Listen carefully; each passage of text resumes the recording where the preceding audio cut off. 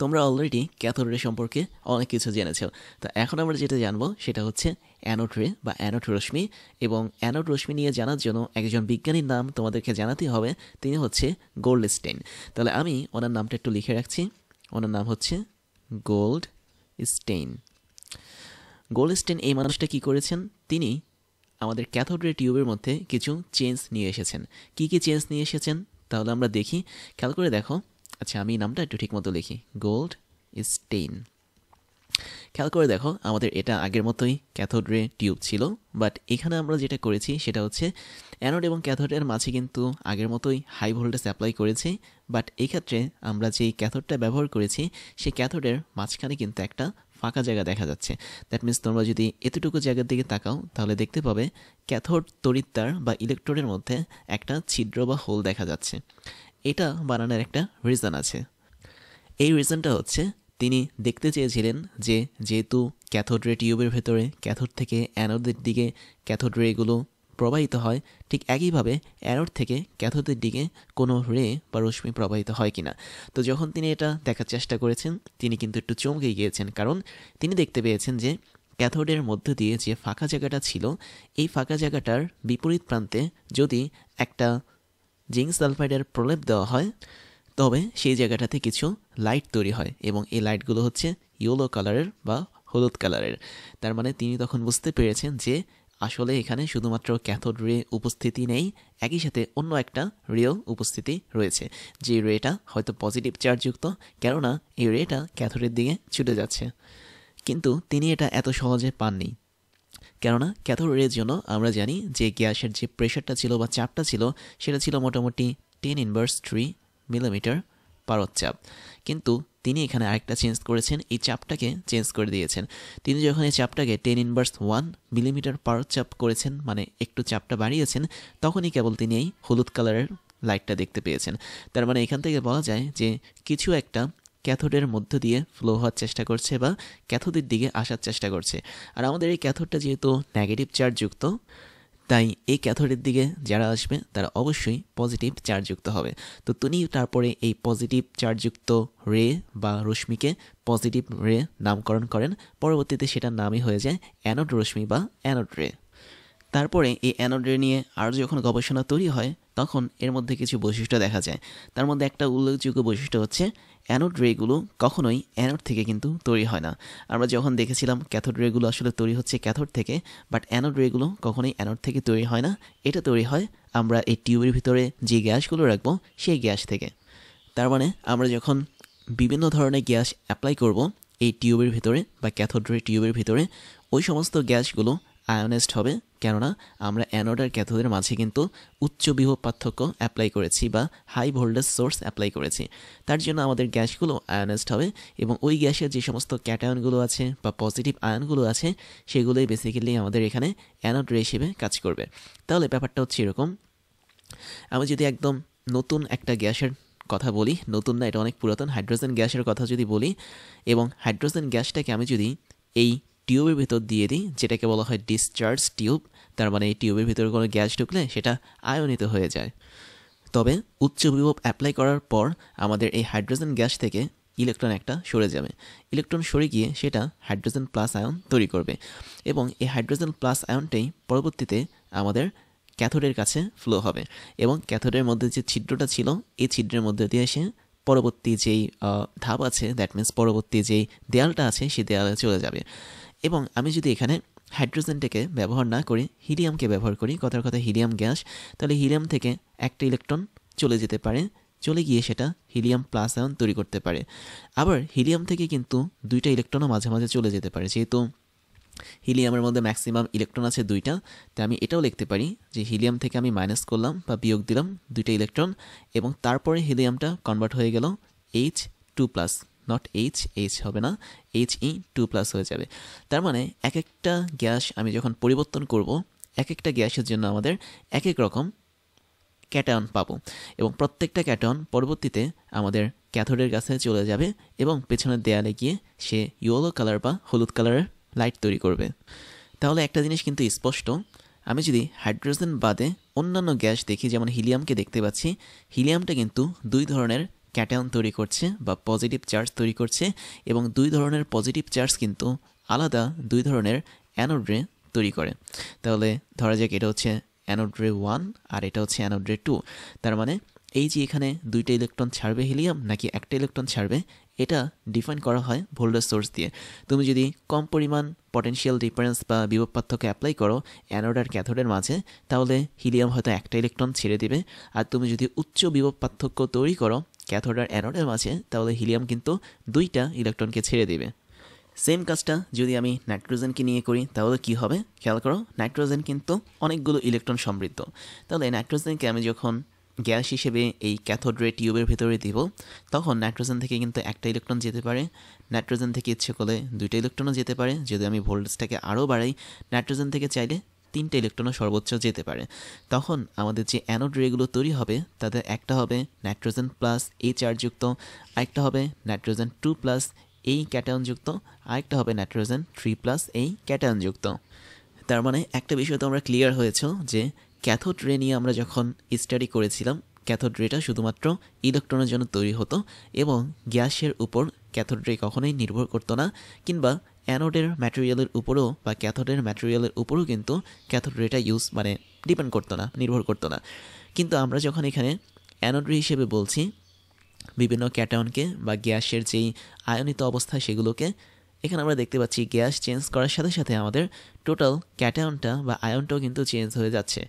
একই সাথে একটা গ্যাসের মধ্যে আমি যদি ভিন্ন ভিন্ন পটেনশিয়াল ডিফারেন্স অ্যাপ্লাই করি, তাহলে তারা ভিন্ন ভিন্ন অ্যামাউন্টের ইলেকট্রন ছেড়ে দিয়ে টোটালি ভিন্ন ভিন্ন অ্যানোড রে তৈরি করবে। তার মানে নাইট্রোজেনের জন্য ধরো এটা হচ্ছে অ্যানোড রে 1, এটা ধরো হচ্ছে অ্যানোড রে 2, আর এটা ধরো হচ্ছে অ্যানোড রে 3। তার মানে একটা ক্যাথোড রে টিউবের ভিতরে ভিন্ন ভিন্ন অ্যানোড রে তৈরি হতে পারে সেম গ্যাসের জন্য অথবা ভিন্ন ভিন্ন গ্যাসের জন্য। আবার এই যে আমরা ভিন্ন ভিন্ন গ্যাস নিয়ে কাজ করতে যাচ্ছি, তাদেরকে আয়নিত করতে যাচ্ছি, এখানে ভিন্ন ভিন্ন গ্যাসের কিন্তু ভর ভিন্ন থাকতে পারে, আবার সেম গ্যাসের ভরগুলো কিন্তু একই থাকতে পারে। বাট এখানে খেয়াল রাখতে হবে সেম গ্যাস নিয়ে যখন আমরা কাজ করব, কথার কথা আমি নাইট্রোজেনের কথাই ধরলাম, প্রত্যেকটা গ্যাসের জন্য আমাদের কিন্তু ম্যাস বা ভর কিন্তু সেম। আমি যদি ম্যাসের কথা বলি বা ভরের কথা বলি, গ্যাসের পরমাণুর ভর এগুলো কিন্তু সেম, কিন্তু গ্যাসের যে চার্জটা সেটা কিন্তু ভিন্ন হয়ে যাচ্ছে, কখনো N+, কখনো N2+, কখনো হচ্ছে N3+।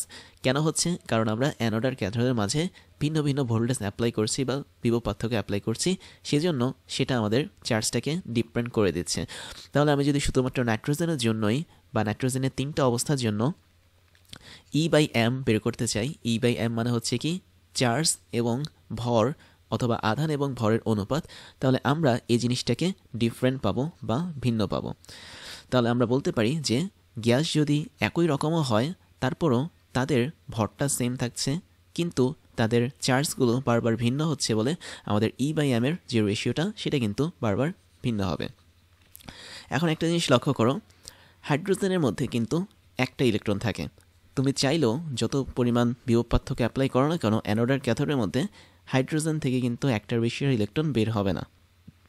এবং আমি যদি হাইড্রোজেনের ম্যাসের কথা বলি, হাইড্রোজেনের ম্যাস বা ভরটা কিন্তু অনেক কম, আর হাইড্রোজেনের যে চার্জটা, সে চার্জটা কিন্তু হাইড্রোজেনে থাকা ইলেকট্রনের চার্জকে বোঝায়। তাহলে এই যে চার্জটা আমরা দেখতে পাচ্ছি, এই চার্জের মানটা কিন্তু আমাদের ফিক্সড নাও থাকতে পারে, চার্জের মান কমতে পারে বা বাড়তে পারে বিভিন্ন গ্যাসের জন্য। বাট হাইড্রোজেনের জন্য যেহেতু আমাদের এই ম্যাস বা হচ্ছে ভর এটা একদমই কম থাকে, তাই আমি বলতে পারি E/m রেশিওটা হাইড্রোজেনের জন্য অনেক বেশি পরিমাণে থাকে। আবার হাইড্রোজেনের আর কোনো সুযোগ সুবিধা নেই একটা ইলেকট্রন বের করা ছাড়া, তাই হাইড্রোজেনের জন্য আমরা একটা মাত্র অ্যানোড রে পাই। তাই এটা মনে রাখবে, কোন পরমাণুটা একটা মাত্র অ্যানোড রে তৈরি করতে পারে, সেটা হচ্ছে হাইড্রোজেন। এটা শুধুমাত্র একটা অ্যানোড রে তৈরি করতে পারে, কারণ আমি যতই চার্জ বাড়াই না কেন অ্যানোড আর ক্যাথোডের মাঝে হাইড্রোজেন আর কোনো চার্জ তৈরি করতে পারে না। অর্থাৎ হাইড্রোজেন চাইলেও কখনো H2+ হতে পারে না অথবা H3+ হতে পারে না।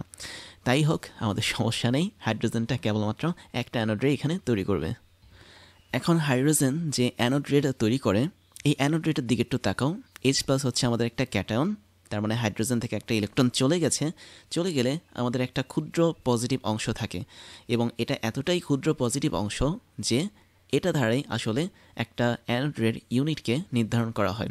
ইউনিট বলতে আমি এখানে একককে বোঝাচ্ছি, প্রত্যেকটা জিনিসেরই কিন্তু ইউনিট বা একক আছে, মানে অতি ক্ষুদ্র অংশ। তার মানে হাইড্রোজেনকে যদি আমি ক্যাথোড রে টিউবের ভেতরে গ্যাস হিসেবে রাখি, তারপরে আমি যদি সেখান থেকে কোনো অ্যানোড রে পাই, সেই অ্যানোড রের মধ্যে হাইড্রোজেনের একদম ক্ষুদ্র ইউনিট থাকবে যেটা পজিটিভ চার্জযুক্ত, এবং এই ক্ষুদ্র ইউনিটটার আসলে নাম হচ্ছে প্রোটন। তাহলে আমরা যে প্রোটনটাকে খুঁজছি সেই প্রোটনটা আসলে কেউই না, প্রোটনকে পি প্লাস দ্বারা প্রকাশ করা হয়, সেটা হচ্ছে হাইড্রোজেন থেকে একটা ইলেকট্রন চলে গেলে যা পাওয়া যাবে সেটা। তাই এই যে অ্যানোড রেটা তৈরি হয়েছে আমাদের হাইড্রোজেন থেকে, এই হাইড্রোজেন থেকে তৈরি হওয়া অ্যানোড রেটাই আসলে প্রোটন হিসেবে কাজ করে, বা ওই অ্যানোড রের মধ্যে বা অ্যানোড রশ্মির মধ্যে প্রোটনটা ফ্লো হয়।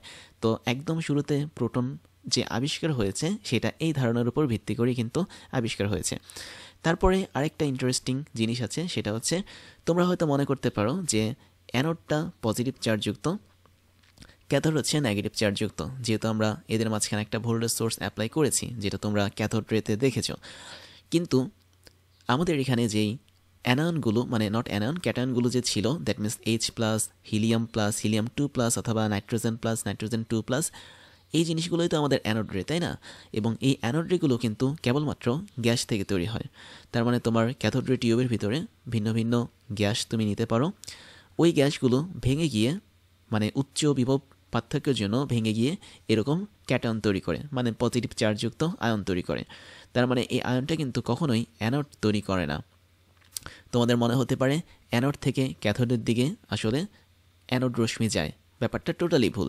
অ্যানোড থেকে কখনোই অ্যানোড রশ্মিগুলো যায় না, সেগুলো যায় আসলে গ্যাসের থেকে। দ্যাট মিনস আমাদের ভেতরে থাকা গ্যাসগুলো ভেঙে যায়, আয়নিত হয়, তারপরে তারা এই ক্যাথোডের আকর্ষণের ফলে ক্যাথোডের দিকে যাওয়া শুরু করে।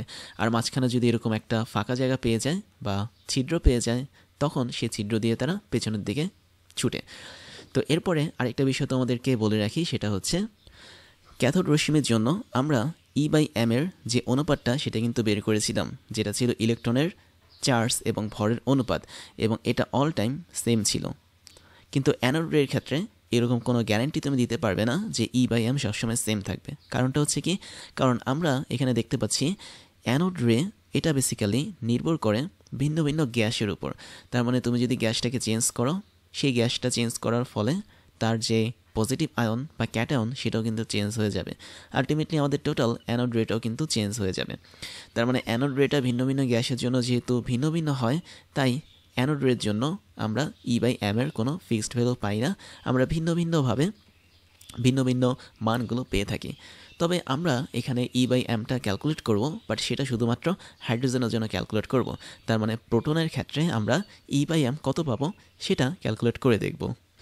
তারপর তোমাদের মনে হতে পারে আমি যদি হাইড্রোজেনের জন্য তৈরি হওয়া অ্যানোড রের জন্য E/m বের করি, বা ইলেকট্রনের নট ইলেকট্রন আসলে চার্জ এবং ভরের অনুপাত যদি বের করি, সেটা হয়তো ক্যাথোড রের সমান হতে পারে।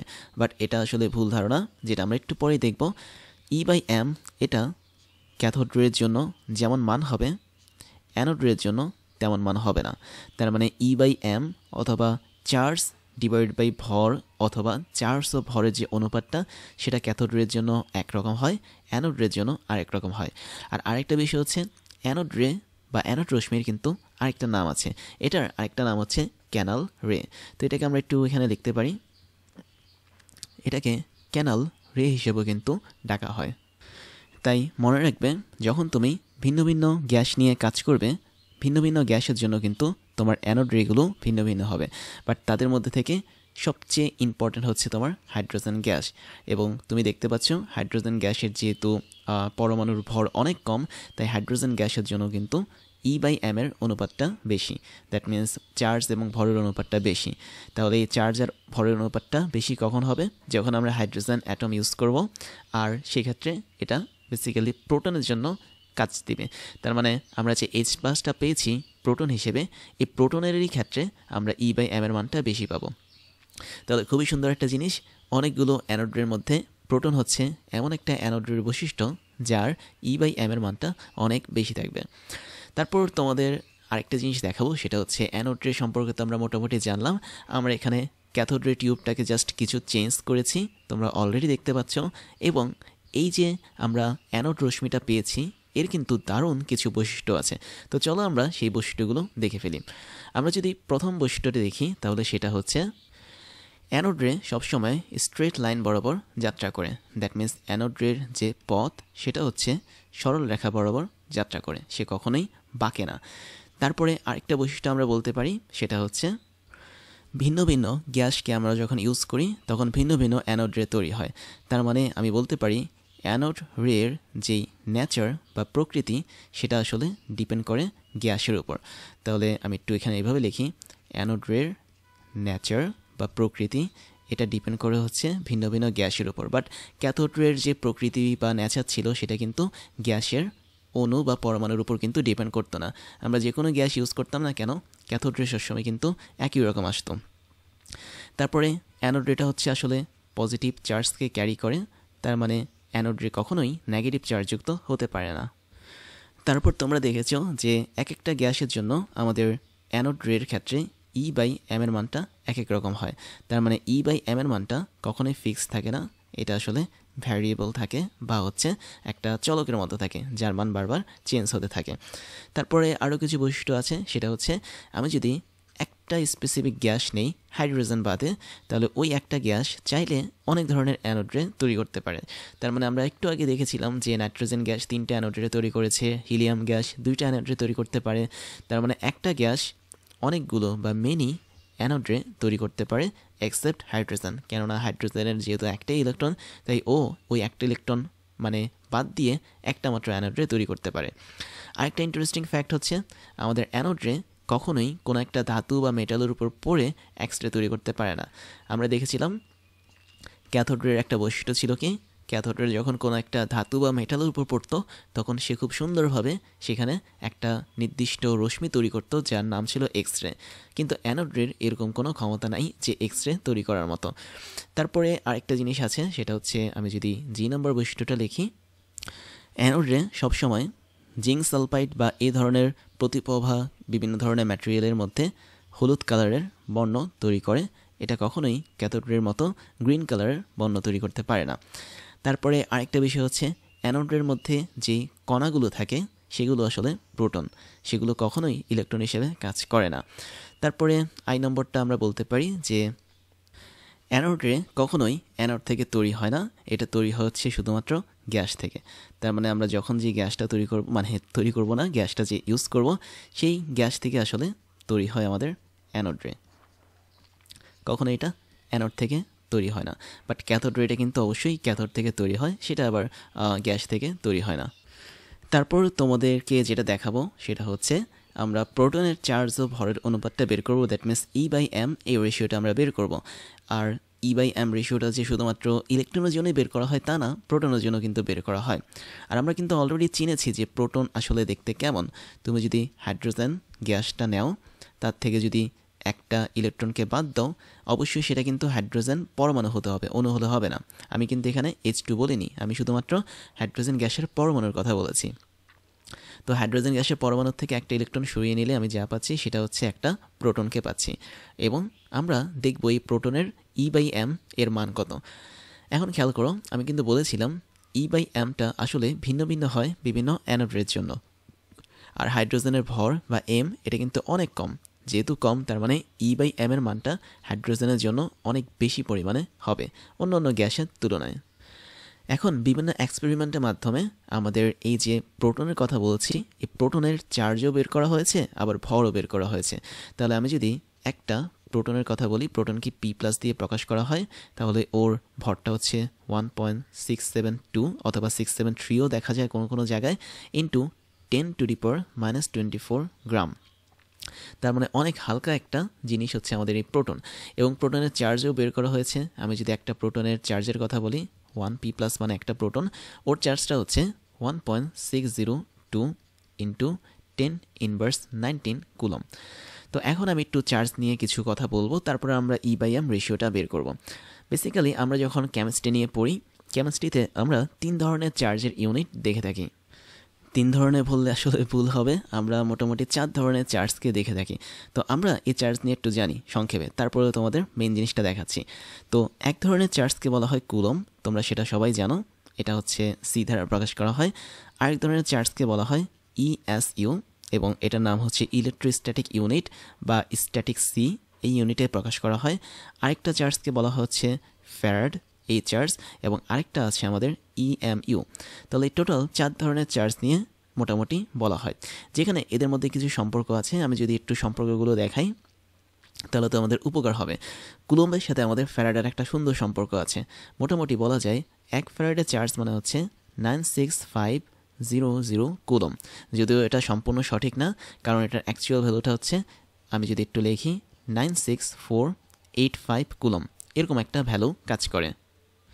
তারপরও মনে রাখার সুবিধার জন্য এখানে 96485 না দিয়ে 96500 কুলম দেওয়া হয়। তাহলে এটা হচ্ছে আমাদের কুলম এবং ফ্যারাডের মধ্যে কিন্তু একটা সম্পর্ক।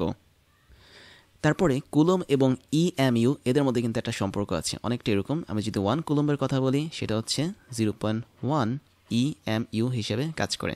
অথবা তুমি 0.1 লিখে 1 না লিখে 1/10ও লিখতে পারো। তাহলে 1 কুলম মানে যা, 0.1 ইএমইউ মানে হচ্ছে তা। তারপর এখানে ইএসইউ এবং ইএমইউ, এই দুটো চার্জের ইউনিটের মধ্যে কিন্তু একটা সম্পর্ক আছে। সম্পর্কটা অনেকটা এরকম যে আমি যদি 1 ইএমইউ এই চার্জটা বের করতে চাই, সেটা হচ্ছে 3 × 10⁻10 ইএসইউ এই চার্জ হিসেবে কাজ করবে। আবার আমরা দেখতে পাচ্ছি যেহেতু 0.1 ইএমইউ হচ্ছে 1 কুলম, তার মানে 1 ইএমইউ অবশ্যই হবে আমাদের 10 কুলম। তার মানে এই টোটালটার মান হবে হচ্ছে আমাদের 10 কুলম। তো এভাবে আমরা কিন্তু কাজ করে থাকি। তারপর তোমাদেরকে আরেকটা ছোট্ট সম্পর্ক জানতে হবে, আমি একটু ব্ল্যাক কালারে লিখি। সেটা হচ্ছে একদম ক্ষুদ্র চার্জের ইউনিট হিসেবে কাজ করে ইলেকট্রনের চার্জ। এবং আমরা মোটামুটি ইলেকট্রনের চার্জ কিন্তু জানি, যেটাকে 1 ইউনিট চার্জ বলা হয়।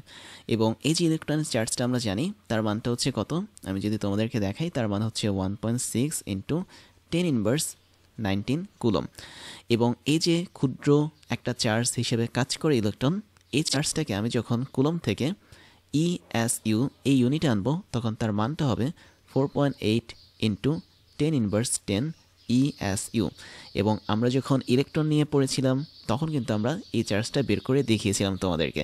তার মানে একটা ইউনিট চার্জের কথা যদি বলি বা একক চার্জের কথা যদি বলি, তাহলে তার মানটাই হচ্ছে কি ইলেকট্রনের চার্জের মান। এবং ইলেকট্রনের চার্জটা আসলে নেগেটিভ হয়, তাই এখানে 1-এর আগে একটা নেগেটিভ চিহ্ন দেওয়া হয়। একইভাবে তুমি ইচ্ছা করলে 4-এর আগেও একটা নেগেটিভ চিহ্ন দিতে পারো, যাতে এটা বোঝা যায় যে এটা একটা ইলেকট্রনের চার্জ।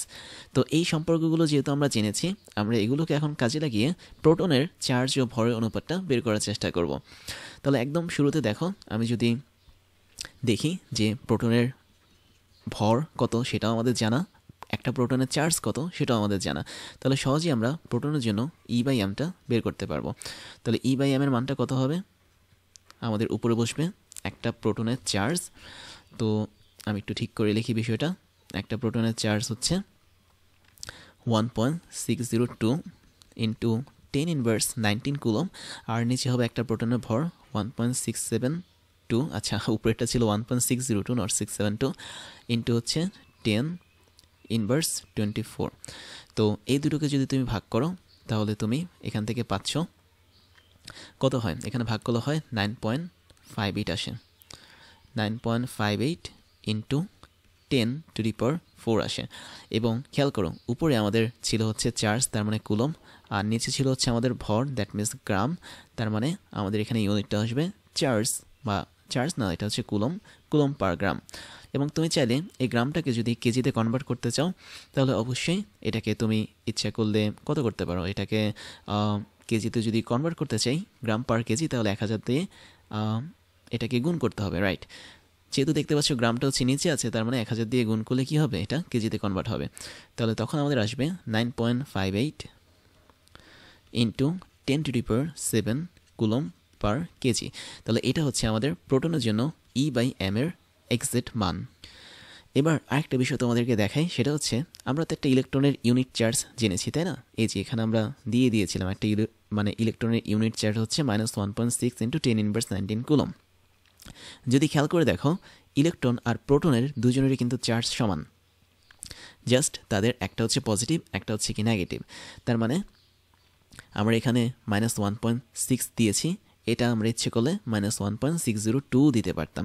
তার মানে এই যে এখানে প্রোটনের একটা চার্জ দেখতে পাচ্ছি, এই চার্জটা যতটুকু হবে ইলেকট্রনের চার্জও কিন্তু ঠিক ততটুকুই হবে। তাই যদি হয় তাহলে আমি বলতে পারি আমাদের একটা প্রোটনের ইউনিট চার্জই কিন্তু ইলেকট্রনের ইউনিট চার্জ হিসেবে কাজ করে। তখন আমরা ইচ্ছে করলে প্রোটনের এই চার্জের জায়গায় আমরা নিচের এই ইএসইউ মানটা বসাতে পারবো। তখন আমাদের যে ইলেকট্রন এবং মানে চার্জ ও ভরের অনুপাতটা পাবো তখন তার ইউনিটটা হবে ইএসইউ এবং গ্রামের মাধ্যমে। তাহলে চলো সেটা করে ফেলি। আমরা যদি সেটা করতে চাই আমরা ঠিক এই জায়গাটাতে আমাদের ইউনিট চার্জের যে ইএসইউ ইউনিটটা আছে সেটা বসাবো। দ্যাট মিনস 4.8 ইন্টু 10^10টাকে বসাবো। মানে বিষয়টা হচ্ছে এরকম, ইলেকট্রন এবং প্রোটন দুটোরই হচ্ছে চার্জের মান সেম, জাস্ট একটা হচ্ছে পজিটিভ চার্জ, একটা হচ্ছে নেগেটিভ চার্জ। তাই তুমি যেহেতু জানো যে একটা ইউনিট চার্জ হচ্ছে ইলেকট্রনের চার্জ, তাই আমি আবারও বলতে পারি একটা প্রোটনের চার্জও কিন্তু ইউনিট চার্জ বা একক চার্জ হিসেবে কাজ করতে পারে। তাহলে আমি যদি নতুনভাবে E/m বের করতে চাই প্রোটনের ক্ষেত্রে, এখন আমরা এটা বের করব ইএসইউ এককে। দ্যাট মিনস উপরে এখন বসবে 4.8 ইন্টু 10^10 ইএসইউ, আর নিচে বসবে আমাদের সেই আগের মতোই প্রোটনের ভর। That means 1.672 into 10^24। মনে রাখতে হবে প্রোটনের ভর যা ইলেকট্রনের ভর কিন্তু তা না, টোটালি ভিন্ন। বাট প্রোটনের চার্জ যা ইলেকট্রনের চার্জ কিন্তু তা দুটোই একই রকম। তো এটাকে যদি আমি ভাগ করি, উপরেরটার ইউনিট হচ্ছে ইএসইউ আর নিচেরটার ইউনিট হচ্ছে আমাদের গ্রাম। তো ভাগ করলে আমি এখান থেকে পাচ্ছি 2.87 পাবো ইন্টু 10^14 পাবো এখন, এবং এটার ইউনিট হবে কি ইএসইউ পার গ্রাম। তার মানে কখনো যদি তোমাদেরকে ইএসইউ পার গ্রাম এই ইউনিটে দিয়ে দেয় তখন আমাদের অ্যান্সারটা আসবে এটা, এবং তোমাদের কাজ হচ্ছে এটাকে কেজিতে কনভার্ট করা। দ্যাট মিনস এখানে যে গ্রামটা আছে তোমাদের কাজ হবে এই মানটাকে ইএসইউ পার কেজি এটাতে কনভার্ট করা। তাই কখনো তোমরা যদি প্রশ্নে ইএসইউ পার কেজি দেখে থাকো তাহলে সেটা আমাদের ইলেকট্রনের E/m হতে পারে অথবা প্রোটনের E/m এটাও হতে পারে। তো তোমরা ট্রাই করো। এখানে আমি যদি টোটাল ইউনিটটাকে ইএসইউ পার কেজি এই ইউনিটে কনভার্ট করতে চাই তাহলে আমাদের এখানে মানে কি পরিবর্তনটা করতে হবে। তো এতটুকু হচ্ছে আমাদের প্রোটনের জন্য বের করা চার্জ এবং ভরের অনুপাত। এবার যেটা নিয়ে কথা বলবো সেটা হচ্ছে তোমাদের সেই পরিচিত জিনিস, তার নাম হচ্ছে প্রোটন। এবং আমরা জানি যে কীভাবে প্রোটন তৈরি হয়। হাইড্রোজেন গ্যাস থেকে প্রোটন তৈরি হয়। বেসিক্যালি হাইড্রোজেন গ্যাস থেকে না বলে হাইড্রোজেন পরমাণু থেকে প্রোটন তৈরি হয় বললে ভালো হয়। তাহলে হাইড্রোজেন পরমাণুটা যখন ভেঙে যায় তখন তার একটা অংশ হয়ে যায় প্রোটন আর আরেকটা অংশ হয়ে যায় আমাদের ইলেকট্রন। এবং প্রোটনের আবিষ্কারটা আমি অলরেডি বলেছি, তাও আরেকবার বলি যে এটা মোটামুটি কত সাল, এটা হচ্ছে 1886 সালের ঘটনা। দ্যাট মিনস 1886 সালের ঘটনা। তখন একজন জার্মান বিজ্ঞানী ছিলেন, তার নাম ছিল গোল্ডস্টেইন, যার কথা আমি অলরেডি বলেছি। তো তিনি ক্যাথোড রশ্মি নিয়ে ক্যাথোড নলে বিভিন্ন ধরনের পরীক্ষা করেন।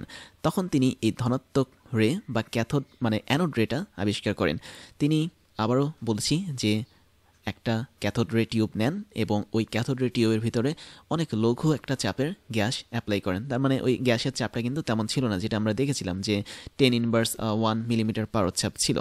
তো তখন তিনি ওই ক্যাথোড রের মধ্যে মানে ক্যাথোড রে টিউবের ভিতরে দুই প্রান্তে ভোল্টেজ অ্যাপ্লাই করলে দেখতে পান যে একটা ছিদ্রযুক্ত ক্যাথোডের মধ্যে দিয়ে একটা নির্দিষ্ট পরিমাণ রশ্মি যাচ্ছে এবং ওই রশ্মিটা বিপরীত প্রান্তে গিয়ে দেয়ালে আঘাত করছে এবং হলুদ রঙের বর্ণের আলো তৈরি করছে, যেহেতু সেখানে জিঙ্ক সালফাইড প্রলেপ ছিল। তার মানে এই যে এখানে অ্যানোড রেটা তৈরি হলো, এই অ্যানোড রেটাই আসলে প্রোটন হিসেবে কাজ করে, বা বলা যায় অ্যানোড রের যে ক্ষুদ্র ক্ষুদ্র উপাদানগুলো আছে বা কণাগুলো আছে বা ইউনিটগুলো আছে সেগুলো হচ্ছে এক একটা প্রোটন হিসেবে কাজ করে। বাট আমরা এখানে প্রোটন বলতে শুধুমাত্র হাইড্রোজেন থেকে বের হওয়া ইলেকট্রন মানে বের হওয়ার পর যাকে পাবো তাকে আমরা প্রোটন ধরবো। আর তোমরা দেখতেই পাচ্ছ যে প্রোটনটা অবশ্যই ইলেকট্রনের বিপরীত হিসেবে কাজ করে। দ্যাট মিনস ইলেকট্রন যেহেতু নেগেটিভ চার্জ আর প্রোটনটা হচ্ছে কি পজিটিভ চার্জ। এবং আরেকটা মজার বিষয় হচ্ছে কি, তোমরা এখানে চার্জ ও ভরের অনুপাত সম্পর্কে অলরেডি জানো যে E/m একটা অনুপাত আমরা নিয়েছিলাম। তো প্রোটনটার ক্ষেত্রে যেহেতু m এর মানটা অনেক কম, যেহেতু হাইড্রোজেন থেকে আমরা পাচ্ছি, তাই প্রোটনের জন্য E/m এর মানটা অনেক বেশি। কিন্তু আমি যদি ইলেকট্রনের জন্য E/m এর মানটা বলি তাহলে ইলেকট্রনের ভর অনেক অনেক কম, তাই E/m এর মানটা কি হবে, অনেক বেশি হবে? আসলে তা না। ব্যাপারটা আসলে হচ্ছে, খেয়াল করে দেখো, আমি কিন্তু বলেছিলাম E/m বেশি থাকে অনেকগুলো অ্যানোড রের মধ্যে থেকে শুধুমাত্র হাইড্রোজেনের ক্ষেত্রে, কারণ অনেকগুলো অ্যানোড রে তৈরি হয় অনেকগুলো গ্যাসের মাধ্যমে এবং প্রত্যেকটা গ্যাসের থেকে হাইড্রোজেন হচ্ছে সবচেয়ে হালকা একটা গ্যাস। আর যে গ্যাসটা হালকা থাকবে তার জন্য ভরও কম হবে। আর ভর হচ্ছে এখানে হরের মধ্যে পড়েছে, তোমরা ভগ্নাংশ পড়েছো লব আর হর, যদি পড়ে না থাকে আমি আরেকবার দেখাচ্ছি। লব থাকে হচ্ছে উপরে, হরটা থাকে হচ্ছে আমাদের নিচে। তাহলে আমি যখন অনেকগুলো অ্যানোড রে নিয়ে মানে কম্পেয়ার করব, তখন প্রত্যেকটা অ্যানোড রের মধ্যে আমাদের হাইড্রোজেন থেকে তৈরি হওয়া অ্যানোড রেটা সবচেয়ে বেশি হালকা হবে, কারণ আমাদের হাইড্রোজেনটা নিজে একটা হালকা মৌল, যার জন্য আমাদের হরের মানটা কমে যাবে। আর হর যদি কমে যায়, ওভারঅল ভগ্নাংশটা বেড়ে যাবে, তার মানে E/m যেটা, এটা অবশ্যই বেড়ে যাবে। বাট এটা বাড়বে কাদের মধ্যে? এটা বাড়বে শুধুমাত্র অ্যানোড রেগুলোর মধ্যে বা অন্যান্য গ্যাসগুলোর মধ্যে। কিন্তু আমি যখন ইলেকট্রনের জন্য E/m নিয়ে কথা বলবো, তখন কিন্তু পরিস্থিতিটা ভিন্ন হবে। কেন? কারণ ইলেকট্রনের ভর কিন্তু হাইড্রোজেন পরমাণু বা হাইড্রোজেনের মধ্যে থাকা যে প্রোটন, তার চেয়েও অনেক অনেক পরিমাণে কম। এবং এই হিসাবটা আসলে এরকম যে যদি আমি বলি তোমার কত হয়, এটা হচ্ছে খুব সম্ভবত ইলেকট্রনের তুলনায় আমাদের এক একটা প্রোটনের ভর হয় 1837 গুণ বেশি ভারী।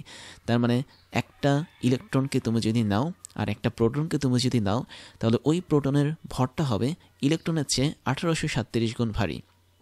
তাহলে বুঝতেই পারছো ইলেকট্রন আসলে সুপার হালকা, মানে হচ্ছে অনেক হালকা। আমি যদি একটু লিখি, এটা হচ্ছে আমাদের সুপার হালকা। তো এতটাই হালকা, তার মানে এই যে ইলেকট্রনের নিচে আমাদের চার্জ এবং ভরের যে অনুপাত, সেটা বের করতে গেলে আমি দেখতে পাচ্ছি এম এর মানটা অনেক অনেক কম বা সুপার হালকা। তখন আমি বলতে পারি না টোটাল E/m এর মানটা অনেক অনেক বেশি হয়ে যাবে। তাহলে একটা জিনিস খেয়াল রাখতে হবে যে ইলেকট্রনের জন্য E/m এর মান যদি হয়, ধরো E/m অফ ইলেকট্রন, আমি একটু ঠিক করে লিখি, ধরো E/m আমি বের করলাম ইলেকট্রনের জন্য, আবার আমি E/m বের করলাম শুধুমাত্র হাইড্রোজেন বা প্রোটনের জন্য, তখন তুমি দেখতে পাবে E/m of electron is greater than E/m of proton. তার কারণ কি? কারণ আমাদের ইলেকট্রনের ভর সুপার হালকা, অনেক হালকা, বাট আমাদের প্রোটন যেটা, সেটার ভর কিন্তু বেশি। এটা আমরা তুলনা করেছি ইলেকট্রন আর প্রোটনের E/m এর মাধ্যমে। কিন্তু আমি যদি অন্য অন্য গ্যাসের কথা বলি, দ্যাট মিন্স আমি যদি E/m এর কথা বলি শুধুমাত্র হাইড্রোজেন গ্যাসের জন্য বা প্রোটনের জন্য, তাহলে সেটা অবশ্যই বেশি হবে অন্য অন্য গ্যাসের E/m এর তুলনায়। তার মানে আমরা অন্য অন্য গ্যাসের E/m এর মানটাকে কম পাবো, কিন্তু আমরা হাইড্রোজেনের ক্ষেত্রে E/m এটার মানটাকে অবশ্যই বেশি পাবো। তাহলে এখানে আমরা যদি হাইড্রোজেন না লিখে শুধু প্রোটন লিখি, তাহলে আশা করি তোমরা এখন বুঝতে পারছো। তাহলে আমরা এখানে সিকোয়েন্সটা এইভাবে পাচ্ছি না, যে খেয়াল করো এখানে E/m এর মান সবচেয়ে বেশি হচ্ছে আমাদের ইলেকট্রনের, তারপরে একটু বেশি হচ্ছে হাইড্রোজেনের, তারপরে একটু একটু করে কমছে হচ্ছে কার, অন্যান্য গ্যাসের। তাহলে আমরা যদি সিকোয়েন্সটা লিখি এখানে, তাহলে আমি লিখতে পারবো E/m অফ ইলেকট্রন, এটা সবচেয়ে বেশি কারণ ইলেকট্রনের ভর সুপার হালকা।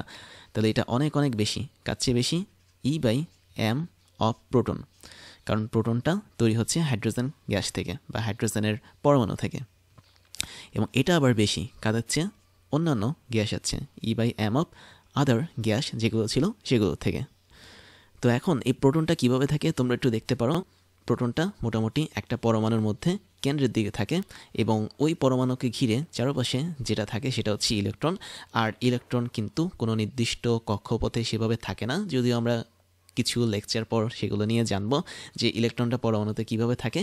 বাট তোমাদের একটা জিনিস মনে রাখতে হবে, এই যে পজিটিভ চার্জ মাঝখানে দেখতে পাচ্ছি, এটাই আসলে আমাদের প্রোটন হিসেবে কাজ করে। এবং প্রোটনটা সবসময় পরমাণুর কেন্দ্রে থাকতে পছন্দ করে, সে আসলে নিউট্রনের সাথে থাকে। নিউট্রন নিয়ে আমরা একটু পরে জানছি। এবং এই প্রোটনের চারপাশে তোমরা যে হালকা এবং গাঢ় কালো বা ব্ল্যাক কালারের কিছু অঞ্চল দেখতে পাচ্ছ, এগুলো হচ্ছে এক একটা ক্লাউড, বা এগুলোকে বলা হয় ইলেকট্রনের ক্লাউড। তার মানে এটা ঠিকমতো দেখা যাচ্ছে না, যাই হোক। তো আমি যদি এখানে লিখি, এগুলো হচ্ছে সবটাই ইলেকট্রনের ক্লাউডে, যেখানে একটা ইলেকট্রন আছে।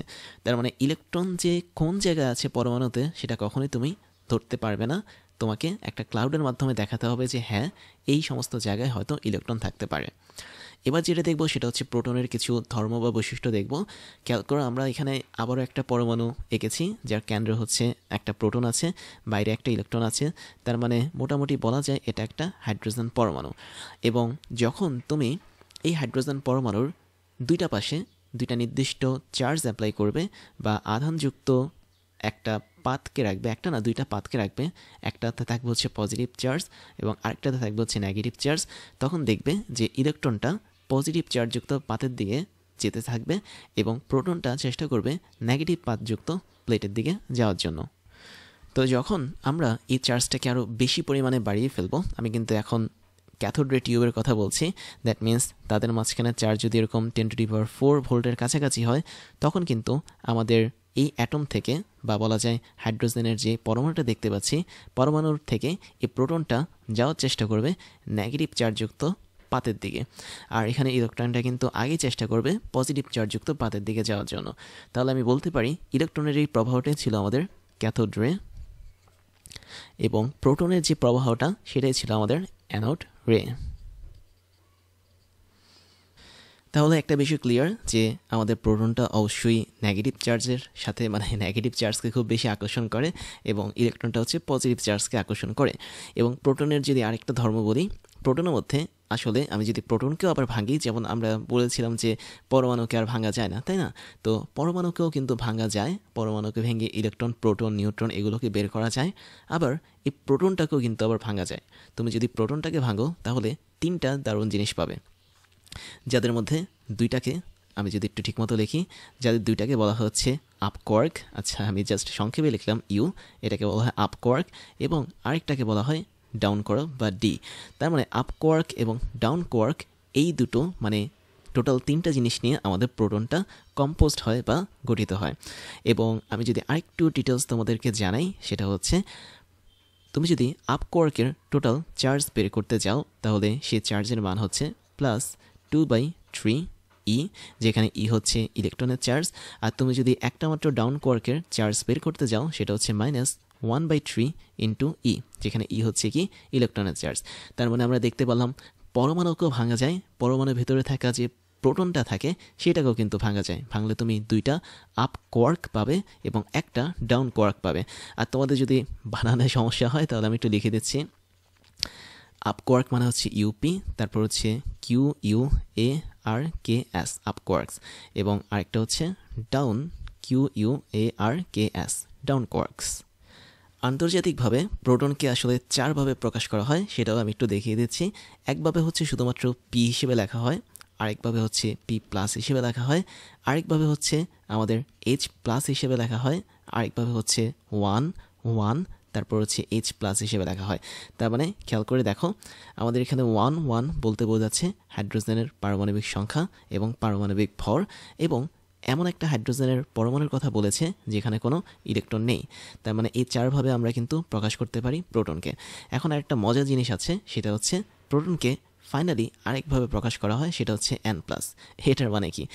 N মানে হচ্ছে নিউট্রন। আমরা একটু পরে নিউট্রন সম্পর্কে জানবো। আচ্ছা, এটা আমি একটু ঠিক করে লিখি। হাইড্রোজেনের উপরে এবং নিচে 1 থাকে। ওকে, তো নিউট্রনটা আসলে একটা নিউট্রাল জিনিস, এবং আমরা যতই বলি না কেন নিউট্রন হচ্ছে একটা নিউট্রাল, আসলে ব্যাপারটা তা না। নিউট্রনের মধ্যে আসলে 2টা জিনিসের বৈশিষ্ট্য থাকে। আমি জাস্ট একটু তোমাদেরকে মনে করিয়ে দিলাম। একটা হচ্ছে পজিটিভ বৈশিষ্ট্য, আর একটা হচ্ছে নেগেটিভ বৈশিষ্ট্য। নিউট্রনের মধ্যে পজিটিভ বৈশিষ্ট্যটা হয় হচ্ছে প্রোটনের জন্য, আর নেগেটিভ বৈশিষ্ট্যটা হয় হচ্ছে ইলেকট্রনের জন্য। বাট যেহেতু পজিটিভ আর নেগেটিভ একত্রিতভাবে থাকে, তাই নিউট্রনের মধ্যে আলটিমেটলি কোনো বৈশিষ্ট্যই কিন্তু দেখা যায় না। তাই ওই নিউট্রনের মধ্যে যেহেতু পজিটিভ বৈশিষ্ট্যটা থাকছে প্রোটনের জন্য, এজন্য নিউট্রনের Nকে যখন আমি প্লাস দিয়ে লিখব, তখন সেটা আসলে প্রোটনকে নির্দেশ করবে। তার মানে এই যে আমি এখানে 5টা ওয়ে লিখলাম, এই 5টা ওয়েতে আসলে ইন্টারন্যাশনালি আমাদের প্রোটনকে প্রকাশ করা হয় বা প্রোটনের সিম্বল বা প্রতীক হিসেবে ধরা হয়। তারপর তোমাদের জন্য থাকছে যেটা, সেটা হচ্ছে তোমাদের পরিচিত নিউট্রনের কথা। তো আমরা প্রথমে দেখব নিউট্রনটা আসলে কিভাবে আবিষ্কার হয়েছে। তো নিউট্রনের আবিষ্কারের ঘটনাটা অনেকটা এরকম যে 1920 সালের ঘটনা। আমি একটু লিখে রাখি, নাহলে আমি সাল ভুলে যাব। সেটা হচ্ছে অনেকটা 1920 সালের ঘটনা। না, আমি ভুলবো না, তোমরা ভুলে যাবে সালটা। তো 1920 সালে যেটা ঘটেছে সেটা হচ্ছে বিজ্ঞানী রাদারফোর্ডকে কিন্তু আমরা কম বেশি সবাই চিনি। তো বিজ্ঞানী রাদারফোর্ড পরমাণুর মধ্যে একটা আদানবিহীন এবং একক ভর সম্পন্ন এক ধরনের মূল কণিকার অস্তিত্ব কল্পনা করেন। তিনি বলেন যে পরমাণুতে হয়তো ইলেকট্রন এবং প্রোটন ছাড়াও অন্য একটা মূল কণিকা আছে যাদের ভর হচ্ছে একক ভর। দ্যাট মিনস একক ভর বলতে আমি হাইড্রোজেনের পরমাণুর ভরকে বোঝাচ্ছি, এবং যেটার মধ্যে কোনো চার্জ বা আধান নেই। পরবর্তীতে আরও 2জন বিজ্ঞানী এ নিয়ে গবেষণা করেন বা পরীক্ষা করেন। তাদের মধ্যে উল্লেখযোগ্য হচ্ছে একজন বিজ্ঞানী বুথ, মানে ওনার নামই হচ্ছে বুথ, এবং বেকার। তো ওনারা সালে একটা দারুণ এক্সপেরিমেন্ট করেন, যে এক্সপেরিমেন্টটা ছিল একটু পরে আমরা দেখব। তো ওই এক্সপেরিমেন্টের মাধ্যমে তারা বের করতে চেষ্টা করেন যে আসলে এরকম কোনো কণার উপস্থিতি আছে কিনা পরমাণুতে। ফাইনালি তারা ওই কণাটার উপস্থিতি পেয়ে যান এবং 1932 সালের দিকে বিজ্ঞানী জেমস চ্যাডউইক ওই কণার নামকরণ করেন নিউট্রন। তার মানে ইনি হচ্ছেন আমাদের সেই চ্যাডউইক সাহেব এবং তিনি আসলে এই নিউট্রনের নামকরণটা করেন। এখন আমরা যেটা দেখছি সেটা হচ্ছে বিজ্ঞানী বুথ এবং বেকার, এনারা দুজন একটা দারুণ এক্সপেরিমেন্ট করেছিলেন। তাহলে চলো এক্সপেরিমেন্টটা আমরা দেখি। এখানে দেখতে পাচ্ছ তোমরা আলফা পার্টিকেলের একটা সোর্স আমরা দেখতে পাচ্ছি। আলফা পার্টিকেল হচ্ছে একটা তেজস্ক্রিয় কণা, যেটা হচ্ছে আমাদের হিলিয়াম থেকে আসে এবং এই আলফা পার্টিকেলটাকে বেসিক্যালি ছুঁড়ে মারা হয়েছে একটা বেরিলিয়ামের শিটে, এবং তোমরা কিন্তু বেরিলিয়ামের সংকেত জানো বিই। তো বেরিলিয়ামের শিটে যখন আলফা কণিকাটাকে ছুঁড়ে মারা হয়েছে তখন এই বেরিলিয়াম শিট থেকে দুইটা নির্দিষ্ট জিনিস তৈরি হয়েছে। একটা হচ্ছে কার্বন পরমাণু তৈরি হয়েছে, যেটা হচ্ছে কার্বন 12 পরমাণু, এবং আরেকটা হচ্ছে একটা ভরযুক্ত মানে একক ভরযুক্ত আধানহীন কণা তৈরি হয়েছে, এবং সেই কণাটারই পরবর্তীতে নামকরণ করা হয়েছে নিউট্রন। তার মানে আলফা পার্টিকেলের সোর্স থেকে যখন আমি আলফা পার্টিকেলকে ছুঁড়ে মারব, বেরিলিয়াম এই মৌলিক পদার্থের মধ্যে বা বেরিলিয়ামের শিট বলা হয় এটাকে আসলে, তো এই জিনিসটা আসলে বেরিলিয়াম শিট বা একটা পাত, তখন সেই বেরিলিয়াম শিট থেকে দুটো জিনিস বের হবে। একটা হচ্ছে আধানহীন এক ধরনের কণিকা, আর আরেকটা হচ্ছে কার্বন 12 পরমাণু। তো এই কার্বন 12 পরমাণুগুলোকে বেসিক্যালি প্রোটন ধরা হয়, এবং পরবর্তীতে তার সামনে যদি একটা মোমের একটা দেয়াল যদি রাখা হয়, যেটাকে বলা হয় প্যারাফিন ওয়াক্স, তার মানে মোমের দেওয়াল, তখন এই নিউট্রনগুলো মোমের দেওয়ালে আটকে যায়। কেবলমাত্র কার্বন 12 পরমাণুর যে প্রোটনগুলো আছে সেগুলি চলে আসে অপর প্রান্তে, এবং তারা গিয়ে একটা ডিটেক্টরে যায়। ডিটেক্টর মানে হচ্ছে কি, যে তুমি ধরো যে আমরা জিঙ্ক সালফাইডের কথা বলেছিলাম, যখন তার মধ্যে ক্যাথোড রে পড়তো বা অ্যানোড রে পড়তো তখন কিন্তু সেটা আলো তৈরি করতো। ডিটেক্টরটা হচ্ছে অনেকটা সেরকম। তুমি যদি কোনো একটা প্রোটন বা নিউট্রন বা ইলেকট্রনকে যদি ছুঁড়ে মারো ডিটেক্টরের উপর, তখন সেটা বিভিন্ন আলো তৈরি করতে পারে, অথবা তোমাকে কিছু সিগন্যাল দিতে পারে যে হ্যাঁ এখানে আমাদের প্রোটন এসেছে বা নিউট্রন এসেছে। তার মানে এই ডিটেক্টরটা ছিল প্রোটনকে ধরার মতো ডিটেক্টর। তার মানে এই পরীক্ষাতে বিজ্ঞানীরা দেখতে পেল যে শুধুমাত্র কার্বন 12 পরমাণুর প্রোটনটা এই ডিটেক্টরে আসছে, বাট এই মোমের দেয়ালের মধ্যে আটকে যাচ্ছে আমাদের নিউট্রনটা। তার মানে এই যে নিউট্রনটার আবিষ্কার, তখন তারা এটাকে নিয়ে গবেষণা করে বের করলো যে এটা এমন এক ধরনের মূল কণিকা যার মধ্যে কোনো ধনাত্মক বা ঋণাত্মক চার্জ নেই। অর্থাৎ তারা এই নিউট্রনের মধ্যে ইলেকট্রিক ফিল্ড, ম্যাগনেটিক ফিল্ড, বা যদি বাংলায় বলি তড়িৎ ক্ষেত্র, চুম্বক ক্ষেত্র, সব কিছু তারা অ্যাপ্লাই করেছে। বাট তড়িৎ ক্ষেত্র বা চুম্বক ক্ষেত্র অ্যাপ্লাই করার পরও দেখতে পাচ্ছে যে এই রশ্মিটা বা বলা যায় এই নিউট্রনের যে ফ্লো তার মধ্যে কোনো ইফেক্ট ফেলছে না।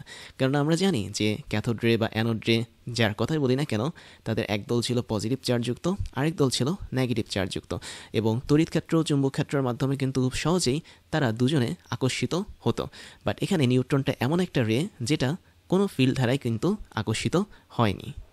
তাহলে আমাদের এই নিউট্রনটা যে তৈরি হয়েছে, এই তৈরি হওয়ার আমরা রিয়াকশনটা একটু দেখে ফেলি। অনেকটা এরকম যে বেরিলিয়াম শিট, যেটার পারমাণবিক সংখ্যা হচ্ছে 4 এবং বেরিলিয়ামের পারমাণবিক ভর হচ্ছে 9।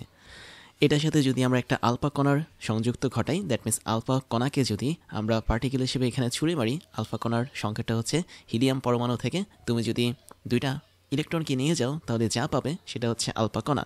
তার মানে এখানে আলফা কণার মধ্যে হিলিয়াম 2+ কাজ করে। তো এই আলফা কণাটার সাথে যখন যুক্ত হবে আমাদের বেরিলিয়াম, মানে বেরিলিয়ামের মধ্যে যখন আলফা কণাটা আঘাত করবে তখন কার্বন তৈরি হবে এবং নিউট্রন তৈরি হবে। আর এই নিউট্রনটা বেসিক্যালি এই মোমের যে দেয়ালটা আছে সে দেয়ালে আটকা খাবে। তো এটা ছিল আমাদের প্রথম দিকে নিউট্রন তৈরি মানে নিউট্রন আবিষ্কারের ইতিহাস। এখন আমরা নিউট্রন সম্পর্কে খুব ছোটোখাটো কিছু তথ্য জেনে নিব। নিউট্রন সম্পর্কে যদি আমি ফার্স্ট তথ্যটা জানি তাহলে সেটা হচ্ছে নিউট্রনের ভর জানবো। তাহলে আমরা চলো জিনিসগুলো একটু দেখি। নিউট্রনের ভরের কথা যদি বলি, নিউট্রনটা কিন্তু একটু ভারী প্রোটনের চেয়ে। কতটুকু ভারী? তুমি যদি দেখো নিউট্রনের অ্যাকচুয়াল ভরটা হচ্ছে 1.675 ইন্টু 10⁻²4 গ্রাম। এটা হচ্ছে নিউট্রনের অ্যাকচুয়াল ভর। এবং আমি যদি এই টোটাল জিনিসটাকে কেজিতে কনভার্ট করি তাহলে আমাদের কী করতে হবে? অবশ্যই 1000 দ্বারা ভাগ করতে হবে। তাহলে আমরা মান পাবো 1.675 ইন্টু 10⁻²7 কেজি। এবং মজার বিষয় হচ্ছে প্রোটনের ভরটা কিন্তু ছিল 1.673, বাট এখানে এটা কনভার্ট হয়েছে 1.675-এ। তার মানে প্রোটন থেকে হালকা কিছুটা ভারী হচ্ছে আমাদের এই নিউট্রন। তারপরে আমি যদি নিউট্রন সম্পর্কে আরও কিছু জিনিস বলি, সেটা হচ্ছে নিউট্রনে কিন্তু কোনো চার্জ নেই এবং নিউট্রনের মধ্যে কোনো আধানের প্রকৃতিও নেই। দ্যাট মিন্স এটা যেহেতু চার্জ নেই, তার মানে এটা পজিটিভও না আবার নেগেটিভও না। কিন্তু মজার বিষয় হচ্ছে নিউট্রনের মধ্যে আসলে পজিটিভ আর নেগেটিভ একসাথে থাকে। দ্যাট মিন্স প্রোটনের বৈশিষ্ট্য এবং ইলেকট্রনের বৈশিষ্ট্য একসাথে থাকে। বৈশিষ্ট্যগুলো একে অপরকে নিরপেক্ষ করে ফেলে বা নিষ্ক্রিয় করে ফেলে বলে আমরা মনে করি তার মধ্যে আসলে চার্জ নেই। তো বেসিক্যালি নিউট্রনের মধ্যে অবশ্যই চার্জ আছে, বাট সমান সংখ্যক প্রোটন আর নিউট্রনের চার্জ রয়েছে বলে আমরা মনে করি তার মধ্যে আসলে কোনো চার্জ নেই। তারপরে আমরা নিউট্রনের ভর দেখার পর নিউট্রনের এএমইউ ভরটা দেখে ফেলি। এএমইউ মানে হচ্ছে অ্যাটমিক ম্যাস ইউনিট। তো অ্যাটমিক ম্যাস ইউনিট অনুসারে নিউট্রনের ভর হচ্ছে 1.00, তারপরে 8665 এএমইউ। তার মানে এটা হচ্ছে অ্যাটমিক ম্যাস ইউনিটে আমাদের একটা নিউট্রনের ভর। নিউট্রনের যদি আমি বলি যে 1 মোল নিউট্রনের ভর কত, তাহলে সেটাও কিন্তু আমরা বের করতে পারি। তো এটা তোমাদের কাছে, তোমরা বের করবে, বাট আমি এখানে জাস্ট লিখে দিই। যদি কখনো আমরা 1 মোল নিউট্রন বের করতে চাই, মানে নিউট্রনের ভর বের করতে চাই, তোমরা যেন 1 মোল নিউট্রনের মধ্যে অ্যাভোগাড্রো সংখ্যক নিউট্রন থাকে। আর তোমরা সিম্পলি 1 মোল নিউট্রনের ভর বের করতে পারো অ্যাভোগাড্রো সংখ্যকে নিউট্রনের একটা নিউট্রনের ভরের সাথে গুণ করে। তো এটা তোমাদের কাজ, তোমরা করবে যে কিভাবে 1 মোল নিউট্রনের ভর বের করা যায়। তো এটার মানটা হচ্ছে অনেকটা এরকম। আমি যদি গুণ করি তাহলে বিষয়টা এরকম আসবে। অ্যাভোগাড্রো সংখ্যার সাথে তুমি যদি একটা নিউট্রনের ভরকে গুণ করো, তাহলে তুমি পাবে 1.0088 গ্রাম। তাহলে এটা হচ্ছে আমাদের 1 মোল নিউট্রনের ভর। অর্থাৎ তোমার হাতে যদি আমি 1 মোল নিউট্রন দিই, তাহলে তুমি প্রায় 1 গ্রামের কাছাকাছি একটা ভর পাবে। এবং টোটালটাকে যদি আমি কেজিতে আবার কনভার্ট করি, তাহলে এর মান আসবে 1.0088, এবং কেজিতে কনভার্ট করার জন্য আমরা 1000 দ্বারা ভাগ করি, তাহলে এটাকে আমরা 10⁻³ দিয়ে গুণ করলে যা পাবো সেটা হচ্ছে কি আমাদের কেজি ইউনিটে নিউট্রনের ভর বা 1 মোল নিউট্রনের ভর। এবার আমরা একটু আপেক্ষিক ভর নিয়ে কাজ করব। আপেক্ষিক ভরটা হচ্ছে অনেকটা এরকম যে আমরা তো 3টে জিনিস সম্পর্কে অলরেডি জেনেছি, প্রোটন, তারপর হচ্ছে ইলেকট্রন, তারপর হচ্ছে নিউট্রন। এদের মাঝে সবচেয়ে বেশি হালকা হচ্ছে কি ইলেকট্রন। তো এখন আমি যদি এই ইলেকট্রনের ভরটাকে ধরে নিই হচ্ছে m/e, তাহলে এই ইলেকট্রনের ভরের সাপেক্ষে আমরা প্রোটন আর নিউট্রনের ভরটাকে একটু তুলনা করি। কীভাবে তুলনা করব? যদি ইলেকট্রনের ভর m/e হয়, তাহলে আমি যদি প্রোটনের ভর বের করতে চাই, দ্যাট মিনস আমি প্রোটনের ভরটাকে m/p বললাম, তাহলে প্রোটনের ভর হবে মোটামুটি ইলেকট্রনের ভরের 1837 গুণ। তার মানে 1837 ওর সাথে যদি আমি ইলেকট্রনের ভরকে গুণ করি, যা পাবো সেটা হবে আমাদের প্রোটনের ভর। তার মানে m হচ্ছে আমাদের এখানে ইলেকট্রনের ভর। এবং আমি যদি নিউট্রনের ভর বের করতে চাই, দ্যাট মিনস m/n, এটা হচ্ছে ধরো একটা নিউট্রনের ভর, এটা হবে আমাদের ইলেকট্রনের ভরের প্রায় 1839 গুণ। দ্যাট মিনস m/e ইন্টু 1839 করলে যা পাবো সেটাই হচ্ছে একটা নিউট্রনের ভর। তার মানে খুবই সিম্পল, আমাদের ইলেকট্রনের ভরটা হচ্ছে কি সবচেয়ে কম। এবং আমি যদি ইলেকট্রন ভর এবং প্রোটন আর নিউট্রনের ভরের তুলনা করে দেখি, তাহলে তোমরা স্পষ্ট দেখতে পাচ্ছ যে একটা নিউট্রনের ভর খুবই সামান্য বেশি থাকে একটা প্রোটনের ভরের চেয়ে। ফাইনালি আরেকটা জিনিস আছে, সেটা হচ্ছে এটা হচ্ছে নিউট্রন। নিউট্রনের E/m অনুপাত কত? দ্যাট মিনস নিউট্রনের চার্জ এবং ভরের অনুপাত কত? কি মনে হয় কত হতে পারে? তোমরা ঠিক ধরেছ, এটার মান হচ্ছে 0। কেননা নিউট্রনের যদিও m আছে বা ভর আছে, বাট এটার কিন্তু কোনো চার্জ নেই। আর যেহেতু এটার কোনো চার্জ নেই, তার মানে E এর মানটা অবশ্যই 0 হবে। তার মানে আমরা যে এখানে ইটা লিখেছি, এই E মানে আসলে ইলেকট্রনের চার্জকেই কিন্তু নির্দেশ করে না, এটা প্রোটনের চার্জকেও নির্দেশ করতে পারে এবং নিউট্রনের চার্জকেও কিন্তু নির্দেশ করতে পারে।